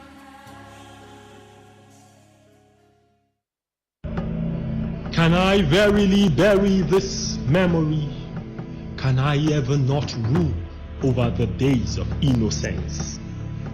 I think they're gone. Noble ways of good old days in this land, I guess, disappeared with the grandeur pyramids of Kano. The acid rains that withered fertile fields of brotherhood in Jos. Also killed compassion in the neighborhood of Lagos.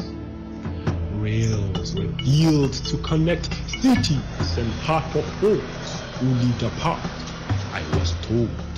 Children who had little to eat would await travelers in Ibadan with open arms and offerings of fruit and agidi, which they shared in elation to strangers from weary and hungry on their journey to foreign lands, they later called home.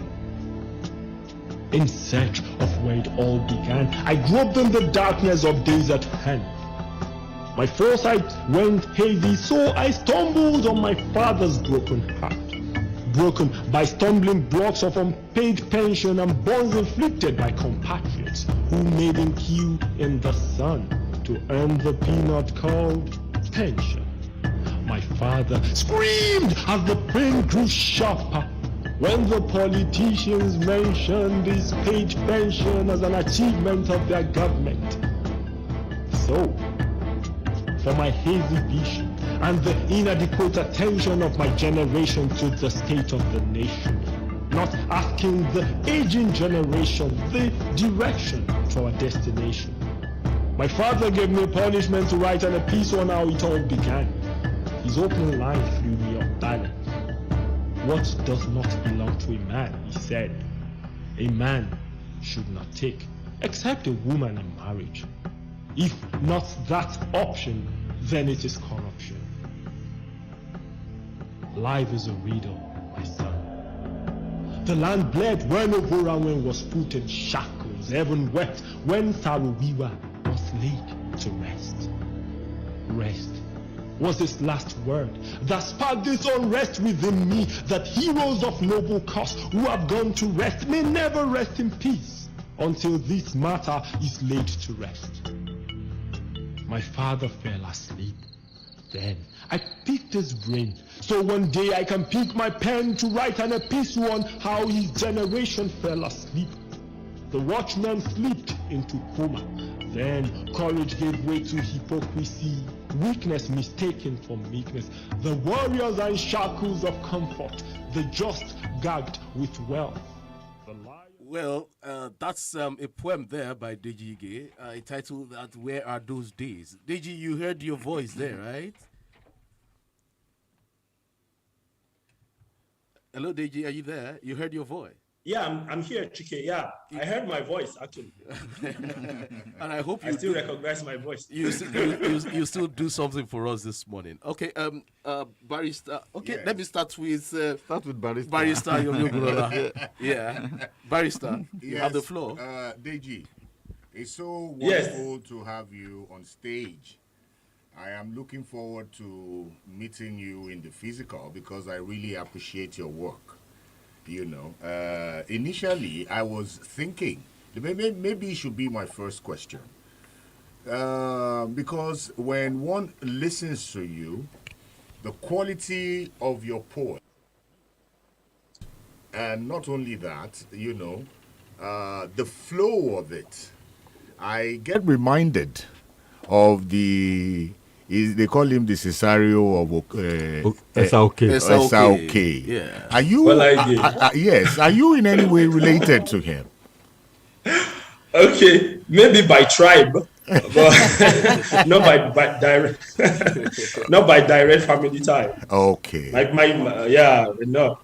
yes.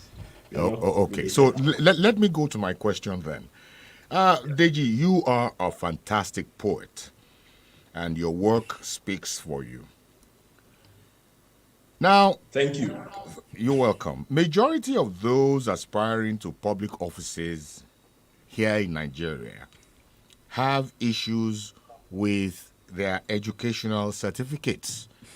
We have listened to, allegations against Emilokon. And of recent, we have also heard some concerning Peter Obi.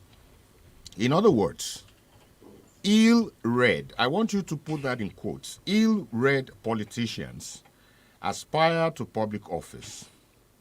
But even more worrisome is the fact that it is the well-read, also in quotes, the well-read people that assist the ill-read people to power.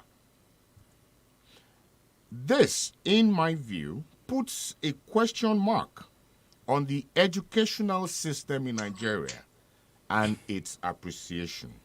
So, if education is this amorphous, how then can poetry, which is appreciated more by those who value education, by those who understand education,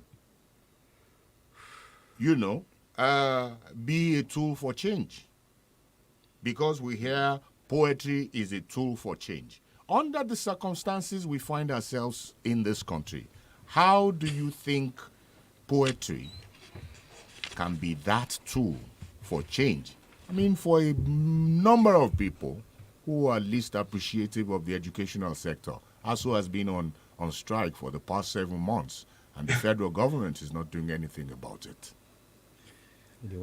All right, thank you very much. That's a very critical question at this point of our nationhood, education. Now, I'm going to start by saying, let me delve a little into Awolowo's philosophy of mental magnitude. Obafemi Awolowo said, develop the man and you will develop the society. He was talking about the mental magnitude of the man. And that was why he started free education in the Southwest, the West then, the Western region. Yes. Now, what is the essence of this? It says a trained mind cultivates the society. A trained mind organizes the society. Flip the coin. An untrained mind disorganizes the society. This is it. Now, an ill-trained mind is a bigger weapon because it doesn't actually know. A man who knows is disorganizing things Meaning he can reorganize because he knows what he's doing to disorganize. So he can reorganize. But a man who doesn't actually, you cannot tell between organizing and disorganizing, is a bigger problem to the society. And this takes me to the education system. An ill-prepared leader cannot give you a quality leadership. An ill-prepared student cannot give you a quality graduate, unless by luck or by stroke of chance. So, any leader who does not take education seriously has doomed the society. And I would say is a doom to the society. Why do we say education? And I'm not saying you have to have a PhD, you have to have a 2 master's degree. No, it's simply about some level of education. Primary education, secondary education, even higher education. There's something this thing does to the mind of a human being. Going into a school, interacting with people, being taught by people who were thoroughly bred, then your mind is molded in a direction that will allow you become an asset to the society if you find yourself in place of authority or place of power. Or if your mind is terribly molded or not molded at all or ill-molded, then when you find yourself in a place of power and authority, you become a nuisance. That is why we see people who are called graduates, who are PhDs and whatever they have, who are professors, and they get to power, they start to behave like they came out of beer parlor. And you will be wondering, but this is Dr. So-so-so, this is Professor so-so-so-so. Sorry. So education for me, it's sad that education is at the bottom of the ladder in this country. There is no system that knows it perfectly, but we know what can work for our system, but we most likely we shy away from the responsibilities or from making the hard calls. With getting education right, you have to make the hard call. Unfortunately, it's either we are running away from responsibility, we're in denial, or we are not making the hard calls. And when I say we, I'm not talking about the masses, please. I'm talking about leadership. I'm talking about the elites. And I'm talking about the ruling class.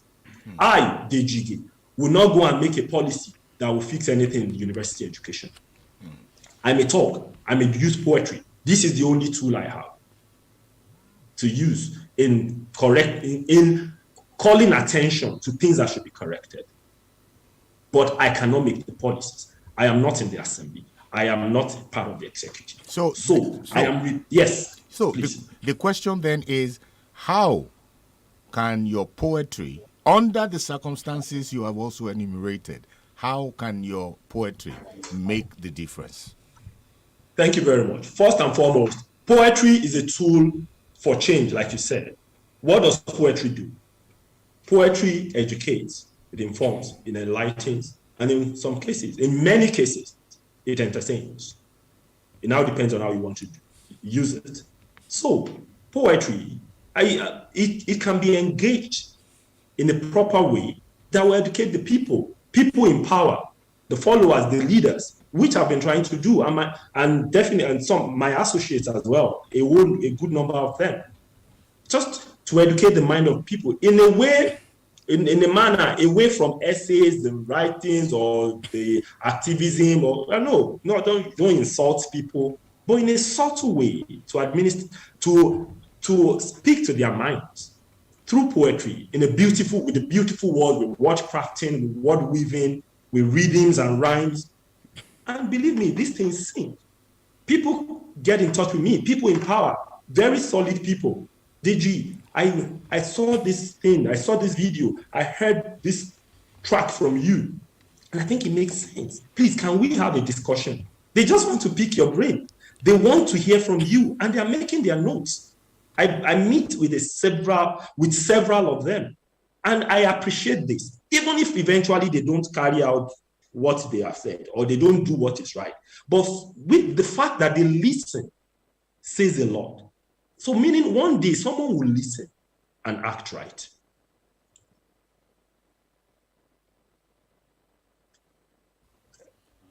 Hello, Deji, are you there? Yes, okay, yeah, I'm here. Okay, so yes. Invariably, what you mean is your audience is limited since you're using poetry that many of these people don't understand. It means you have a limited audience, right? Not at all. Now, there's something called page poetry. There's performance poetry.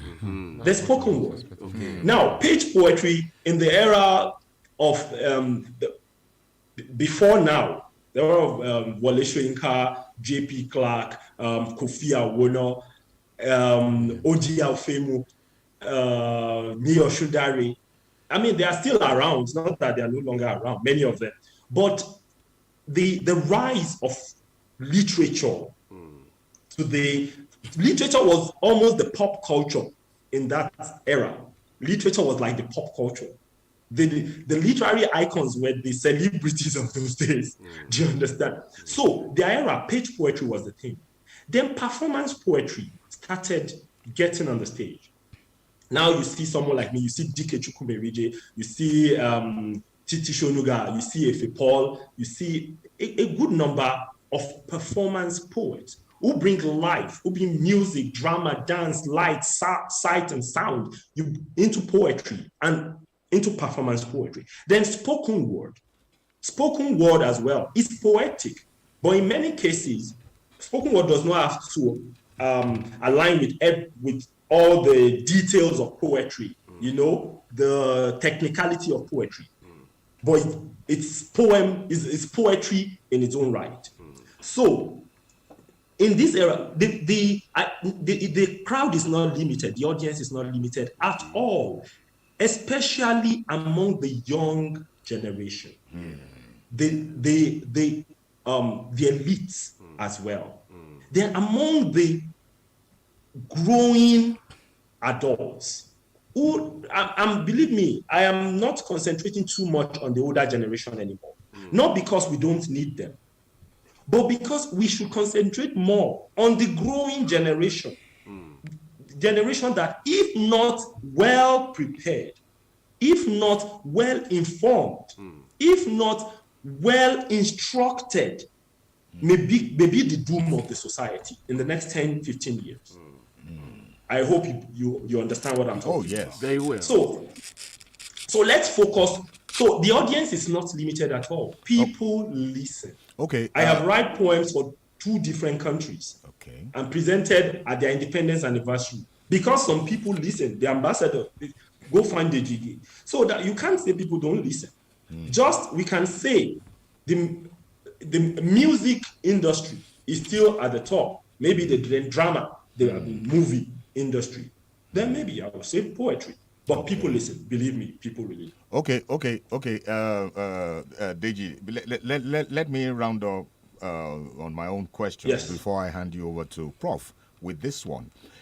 Somebody once said, if you want to keep a secret, again, relating to Nigerians, that if you want to keep a secret from Nigerians, hide it in a book. All right? And that is to the culture of Nigerians with respect to reading and all that. So I want to ask, given that fact or axiom, how much of performance poetry do you do? Did you get my very well? Okay. Yes, yeah. So it's reading is demanding for many people. It's so demanding. It's very taxing for many people. They consider it taxing, and I agree that many people don't really get easily distracted. So how much of performance poetry? How much of spoken word? Because of the fact that what we listen to, what we watch, we enjoy more. Rather than, it's less demanding to watch or to listen than to read. Poets, spoken word artists, performance poets have gone to work to create audio tracks, to create videos. If you go online, Google my name, Dejige, you see a whole lot. I have an audio album titled Vintage. Within Vintage, you see 10 tracks, fantastic tracks, from diverse fields. Kiriji is one of them, and Kiriji teaches history, teaches the longest civil war in the history of mankind happened here in Nigeria. It wasn't called Nigeria. It was the Oyo Empire. But nobody knows. It happened for 16 years, 1877 to 1893. Longest civil war in the history of mankind. I'm sure many people are not aware. So this thing is in a track. Only you need to just go there, Google spoken word, you see a whole lot, and start to listen, start to watch. So how much? A whole lot. But we can do more. Believe me, we can do more. But it's not cheap. It's not cheap to do these things. Only that we have to stay committed to it, to push it to the front border. All right, Prof, you have one or two. Yes, you know, we started with the issue of the campaigns. Yes, very well. I want to ask him if he's expecting any of his offerings, or he will be surprised if any of his offerings appears in the manifestos of any of the candidates. Okay, I will not be surprised at all. But I will quite much be pleased. Why would I be pleased? Because it says some people are listening and they are beginning to take note of, in the past, Nigerian politicians, not even in the past, present day, they don't ever take notes. You say something, don't worry, that will be taken care of. He doesn't have a pen, he doesn't have a paper, he doesn't have a sharp mind to remember. I will tell you, it will be fixed. So by the time he gets to power, you ask him after 2 years. He said, where? He said, no, I asked you now, where were you? How? So anyway, meaning people, I will not be shocked because I know many of these people listen to my word. Presidential candidates have been engaged by presidential candidates who really wanted to listen. Said, Deji, we need you to do this. And for them to be saying that means they wanted to listen. So I will not be surprised at all. I will be pleased to know that, okay, someone listens. It will now be, will the person do it if they get to power? Then when we get to that bridge, we'll cross it. All right, Deji, before we want to open the phone lines now for our teaming listener to ask one or two questions. However, before we do that, somebody just asked me here to tell you to do a piece for us this morning. Okay. Okay. Away from political brouhaha, I like to, when I come on air this way, I like to educate, to take people back in history. I like to enlighten people's mind. So I think I will do Kiriji, and I'm speaking mostly to Ibadan audience. I think I will do Kiriji. Kiriji is dear to me a whole lot. So I will do Kiriji. Okay. For the wisdom of elders, look not to Twitter. It is written in time, not online. And for their knowledge, read between the lines of their wrinkles. Let me tell you a story. It is written with the blood of my forefathers, woven around the tongue of their mother, and it has never been told in a foreign tongue. It is a tale of invention, bravery, and conquest that rival the exploits of the gods. They say we come from the land where rivers sing a song, to the sound of horns, gongs, the beat of talking drums, and the happy feet of a resilient people. I was told we are descendants of the immortals, and mortals stronger than the immortals. I was told by moonlight tales of fatherland in the eloquence of mother tongue. Once upon a time, we were kings from the womb of queens. Of our outstanding humans, deities were made. Before ink met paper somewhere in the West, we cast words in iron, on parchment and scroll, tablet of stone, and the heart of those in search of greatness. We crafted masterpieces with gold, traded far and wide, designed legal tenders, made medicines from herbs and roots, as our lingual invention was a thing of wonder. I was told of the great wars. My grandmother spoke of Kiriji. She said it was a war like no other. There was none like it before it, she bragged. Neither will there be any like Kiriji, a fierce battle named after thunderous sound of cannon guns. A war in which my forefathers killed my forefathers. INT'L said it was a test of strength. Another says it was a battle for pride. Some say it was a fight for freedom. Mama Agba said perhaps Arela Tosha was just thirsty for blood. Ogedengbe Agbogboro needed to settle the score between Ijesha and Ibadan once and for all. Either way, Fabunmi Okenesi, Ajagun Jemwegba, Ayikiti Ileife, and other great generals the Yoruba kingdom could assemble chose the side. She believed the warriors had acquired some weapons they were itching to call to action, mighty guns, deadlier than death itself. So it began. Kiriji, the longest civil war on the pages of history. My grandmother's words still echo in my head years after her death. But of the various accounts I have heard, the one that found its way to my marrow is the story told by my grandfather with wisdom in his breath the night he passed away. One more time, for the last time, I asked the old man on his deathbed, Baba, tell me of Kiriji. Too weak to speak, he held my hand and whispered, it was a battle for freedom. Yes. I love the energy and the passion. I wish we could just go on and on. It is not just the words in your poetry. The delivery itself is fantastic. But I know that listeners out there would want to chip in a word or two. Let's open the phone. Yeah, so just Google Kiriji, you'll see the full track. There's a video of it. There's an audio track of it as well. Google Kiriji by DJG. Okay, see it all right. I'll share it with some of our listeners. Anyone who thinks he or she needs it, I would always share it with. I have some of them with me here. So we'll open the phone lines now: 0705 5000 949, 0809 7000 949. Our guest has been Deji Ige. Remember, there was a time I used his poem on radio, and some people were asking me, who is this person? How do we get this person? Now Deji Ige is live with us on radio.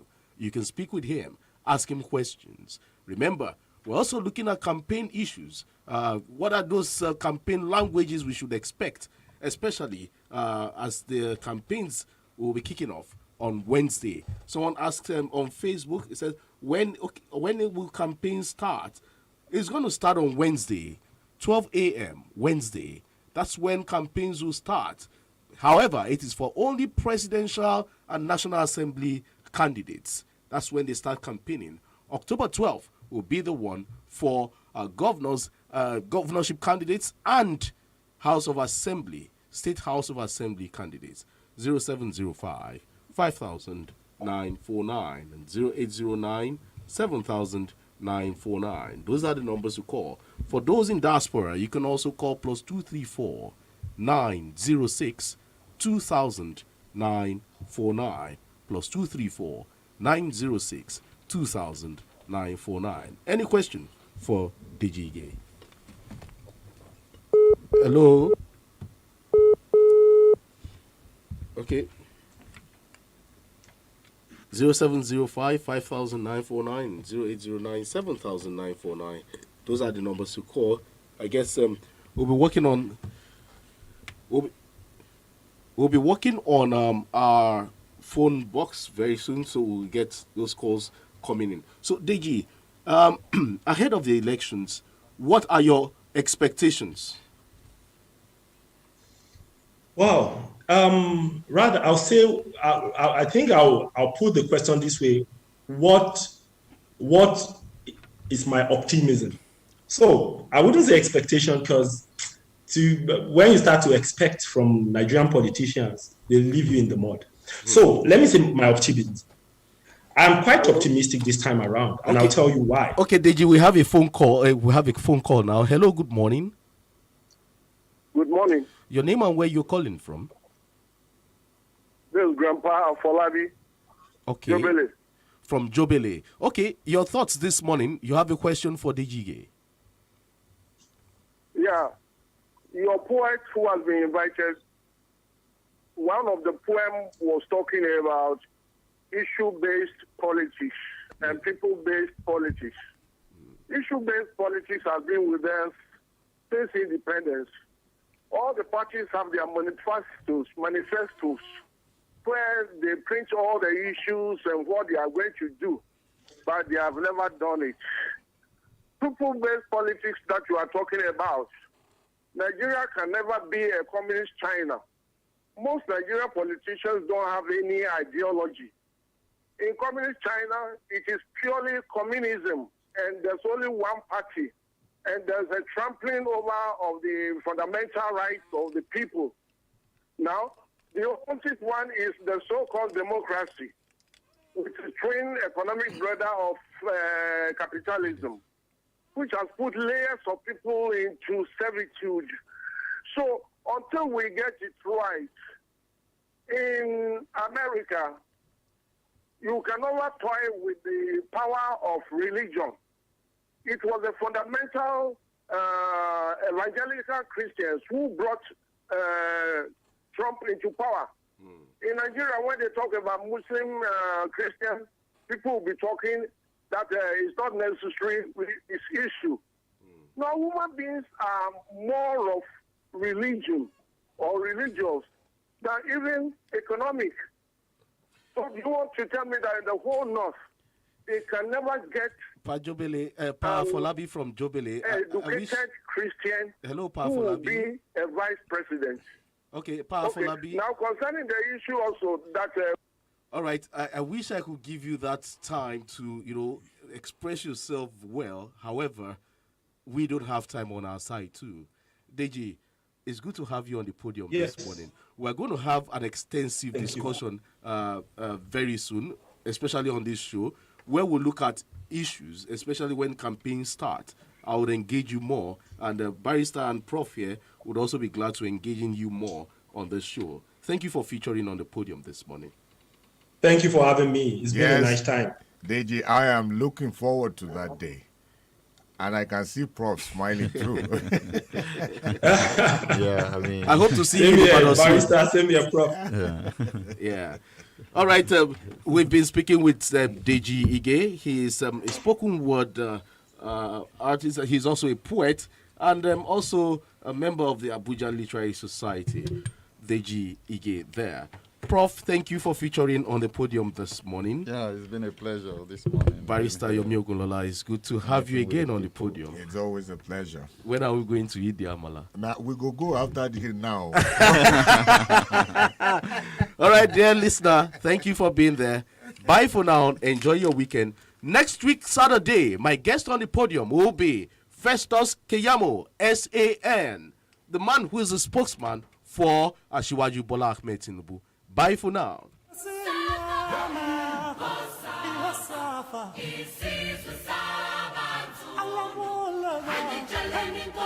Kelly